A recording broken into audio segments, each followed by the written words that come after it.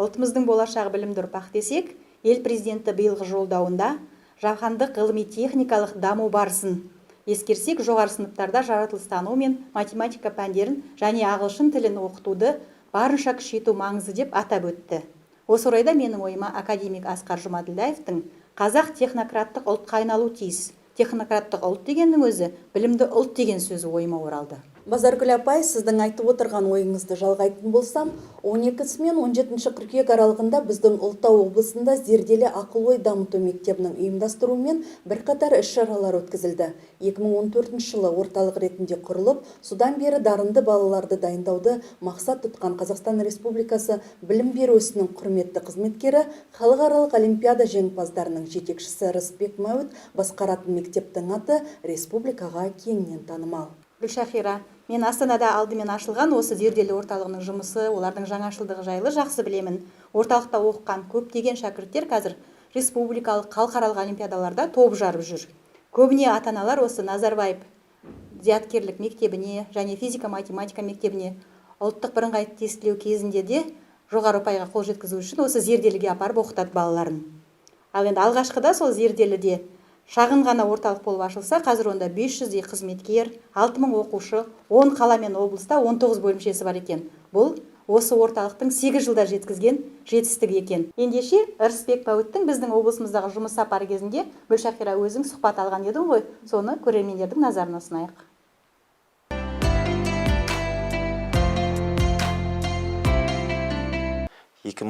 Жылдан бастап зерделі ақыл-ой дамыту мектебі деп орталық ретінде Астана қаласында бір орталық ашқан болатынмын. Кішігірім бір подвальный помещениеден басталған білім ордасы қазір бүкіл республикада қанатын кең жайып, 10 облыс пен қалада 19 филиалы бар, 6000-нан астам оқушысы бар, 500-ден астам қызметкері бар, сондай бір білім ордасына айналып үлгердік деп айтуға болады. Енді мен қазіргі таңға дейін осы өзім математик ретінде мен айналысып келе жатырмын. Төменгі сыныптан бастап баланың логикасын жақсы қалыптастыру керек деген нәрсені үнемі айтып келе жатырмын. Логика біздің тек математиктерге ғана емес, кез келген салаға керек деген нәрсені айтып келе жатырмын. Себебі қалайғы журналистика болса да, ол кейбіреулер айтып жатады ғой, мен математиканы дұрыс оқығам жоқ болатын, жаңағы не қылғам жоқ, ол логикасы бар болса, сол дұрыс жаңағындай сұрақ қоюдың өзіне логика керек қой, мынау былай кетіп жатыр, қандай нәрсе қойсам болады деген сияқты сондай. Ал ол логиканы дамытудың жолдары енді әртүрлі ғой, соның ішінде ол мысалы жаңа журналистиканы айтып жатқан, ол кітап оқудың өзі адамның логикасын былай арттырады жаңағы, бір нәрсені жаттаудың өзі деген сияқты. Ал соның ішінде енді біз математика ол логиканы арттыратын ең үлкен құралдардың бірі. Сол бағытта жұмыс жасап келе жатырмыз. Енді баланың жаңағы математикаға деген қызығушылығын арттыру туралы да жаңа ата-аналарға да бір мастер-класс өткіздік деп жатырмын ғой. Ол жерде де біз енді халықаралық олимпиадалардан бастап айттық. Бірінші баланың қызығушылығын сондай жоғары жетістікке жеткен адамдар арқылы және сондай мотивациялар арқылы дәріптеу. Соның ішінде мысалы өткенде ғана министріміз биылдан бастап халықаралық олимпиадалардан орын алған балаларға 4.770.000 теңгеге дейін ақшалай сыйлықтар берді. Бұрын енді онда ешқандай жоқ еді ғой, мысалы бір компьютер бере салып, бір не қыла салып деген сияқты. Сондықтан бұның өзі жаңа білімге деген бір дұрыс бағыт деп ойлаймыз. Соның өзі енді балалар үшін үлкен мотивация, оның өзі көрсету, ата-аналардың көрсету, мен мынандай болып жатыр деген сияқты баланың жаңағы қызығушылығын тудыратын нәрселердің бірі деп ойлаймыз. Екіншісі енді жаңағы отбасылық жағдайды біз енді көп айтамыз, себебі өзі ата-анасы отбасында балаға қаншалықты көңіл бөліп, әрбір саласына жаңа мән беріп, тәрбие жұмыстары бар, сол жақтарына көңіл бөлуді, өзі сол балалардың жетістікке жететінін біз енді байқап жүрміз. Себебі мен енді жаңа олимпиадаға дайындадым, Назарбаев зияткерлік мектептеріне дайындадық, университеттерге дайындадық.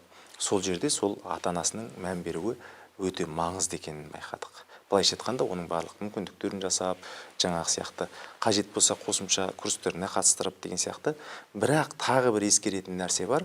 Мен балама жаңағы жағдай жасайды екенмін, жаңа не қылады екенмін деп, баланың өз бетінше шешім жасау қабілетін, өз бетінше жұмыс жасау қабілетін, оның бәрін өзіне бу болатын ата-аналар болады да, мен сөйтіп көңіл бөліп жатырмын деп ойлайды оның барлығын. Ол нәрседе балаға еркіндік бермейді, қылаяғы жаңа тамағына дейін алдына дайындап береді, таңертең мамасы жаңағы аяқ киіміне дейін дайындап қоймаса таба алмай жүретін сондай балалар болады. Ол жағынан да мен енді үнемі айтып жүрмін, ата-ананың көңіл бөлуі деген ол нәрсе емес. Мен сіздер шатастырмаңыздар. Ол керісінше балаға біз қастандық жасау. Бала өз бетінше шешім жасай алатын және өз бетінше жұмыс жасай алатын сондай дағдыны қалыптастыру біздің ата-анадағы маңызды нелердің бірі. Бірақ қажет болған жағдайда, міне маған мынандай қажет болып тұр, математика керек болып тұр, маған жаңағындай бір дұрыс мұғалім таңдап осы жағын арттыруым керек болып тұр деген жақтарынан қолдайтын және мысалы тапсырма барысында да жаңағы ғой енді арасында баламен бірге сөйлесіп, бізде енді ата-аналарда сондай ғой қазір ана той, мына той деп жүріп жаңа ата-аналарға да айтып жатырмын. Сол нәрсеге неғып керісінше баламыз қалып кететін жағдай көп болып жатыр. Сондықтан сол жақтағы мәселелерде біз енді өте маңызды деп ойлаймын. Үшіншіден енді бала қандай жағдайда енді бұл жаңа айтып жатқанымыз дарынды балаларды ары қарай одан ары дамыту. Енді кейбір балалар мысалы белгілі бір неден тосылып қалатын жағдай. Математиканы мен үнемі айтамын, мысалы ол енді бір-біріне жалғасқан шынжыр сияқты нәрсе ғой.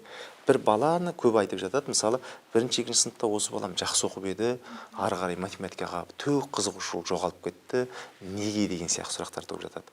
Мен айтамын, ол белгілі мынау бір бөгіліп қалатын недер болады ғой, сол сияқты ол математикадан бір тосқындыққа ұшырап қалған болуы мүмкін. Немесе бір тақырыпты ол түсіне алмай қалды да, сосын ары қарай түсіне алмағаннан кейін ол қызығушылық жоғалып кетті деген нәрсе. Мысалы, мен айтамын, 5-ші сыныпта бізде мысалы жай бөлшек деп басталады, иә? Жай бөлшекті дұрыс түсіне алмаған бала ары қарай ондық бөлшекті түсіне алмай қалады. Ондық бөлшекті түсіне алмаса, пайызды түсіне алмайды, процентті түсіне алмайды деген сияқты. Сол сияқты жаңа бір-бірімен байланысты. Сосын жаңағы ең үлкен ортақ бөлгіш, ең кіші ортақ еселік деген болады. Оны түсінбей қалған бала жаңа жай бөлшекті ортақ бөлімге келтіру, қысқарту деген сияқты нәрсені түсіне алмай қалады да. Сол сияқты жаңағы бір жерінен тосылып қалған болуы мүмкін, сол ары қарай жалғаса беруі мүмкін. Бесіншіден бұл жерде қабілет деген нәрсе де енді бір жағы шындығы керек, ол маңызды нелердің бірі. Кейбір балалардың математикаға тума талант болуы мүмкін, кейбіреуінікі болмауы мүмкін.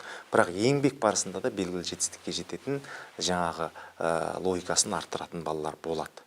Мысалы, мен айтамын да, адамның оң қолы сол қолынан неге күшті болады? Себебі ол оңқай. Көрдіңіз бе? Оң қолын істетеді, не қылады, ол машықтанады, шынығады, сол арқылы оған күш жиналады.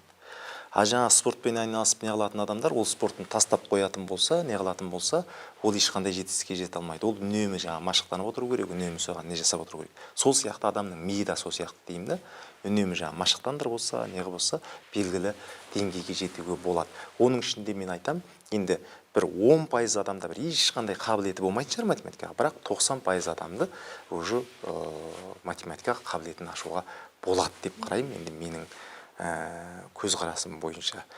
Сондықтан енді бұл жерде жаңағы еңбек, ізденіс деген нәрседе керек болады.